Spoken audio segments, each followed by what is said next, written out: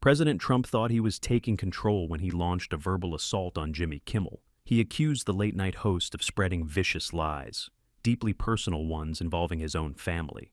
But Jimmy, he didn't flinch. He hit back with a calm, cutting revelation, and a challenge that shifted the entire room. What happened next? No one saw it coming. The studio buzzed with energy, bright lights, a warm crowd, and that signature late-night excitement filled the air. People were smiling, laughing, anticipating the usual mix of jokes, sketches, and celebrity antics. Then, President Donald Trump walked out. The room shifted. Some clapped hard. Others watched with curiosity. All waited. What would he say? He didn't come in smiling. No waves, no jokes. Just firm steps, stiff shoulders, eyes locked ahead. Something was coming, and everyone could feel it. At first, Trump spoke about respect, about fairness, about how public talk can cross lines. His voice was steady. But then, it turned. Suddenly, he locked eyes with Jimmy Kimmel and shouted, "You have no proof!" The crowd froze. He accused Jimmy of spreading false, cruel stories. Stories that, according to Trump, weren't just lies about him, but attacks on his wife, Melania, even his son, Barron. He said the rumors started with Barack Obama and Jasmine Crockett, and that Jimmy had repeated them recklessly. Trump's face flushed red. His hands trembled slightly. His voice cracked as he spoke about his children. "My family didn't sign up for this," he said. "These are not just lies, they're weapons." The room was silent. You could hear breaths. The usual humor was gone. This was real, raw, angry. Jimmy Kimmel stood motionless. No smirk, no joke. He just listened. And in that silence, everything got louder. Trump continued, saying Jimmy had chosen shock over truth, that he had crossed a line that should never be crossed. The tension grew thicker. This wasn't a segment. This wasn't scripted. This was confrontation in real time. Trump ended his speech with his chest heaving, eyes intense. The question now, what would Jimmy say? Jimmy finally spoke. His voice, calm, quiet, controlled. He said he understood why Trump was upset. Family is sacred, but he didn't back down. He said the rumors had existed long before tonight, and then he dropped the bomb. "I've seen DNA reports," Jimmy said. "They support the claims." No shouting, no showmanship, just a statement.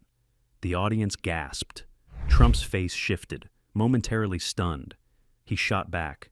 "This is fake. It's all fake. This is a setup." But the damage had been done. Jimmy didn't argue. He waited. Then, carefully, he responded, "I didn't start this. You brought it here tonight. When you challenge others, you invite questions yourself."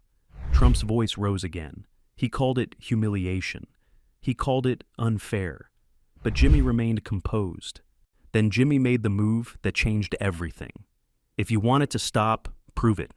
The crowd murmured. Jimmy added, "Let's do a DNA test. Open, transparent." Boom. The studio erupted. Laughter, shock, applause. Trump froze. Just for a second, but it was visible. He fired back, saying Jimmy had promised not to bring this up. But it was too late. The moment was already slipping from his grasp. Jimmy reminded him, "You opened the door. Now you want it closed?" Trump tried to recover, but his words were tangled. The audience wasn't with him anymore. And then Jimmy ended it. "You started it, I'll end it." No yelling, no bragging, just clarity. The crowd exploded again. Trump tried to speak, but was drowned out by applause. He'd come in to control the story, but now he was reacting to it.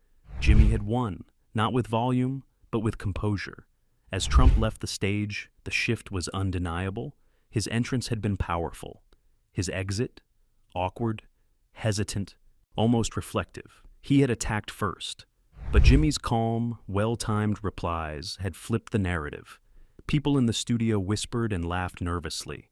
This had become more than a show. It was a lesson on public perception, on restraint, and the power of words.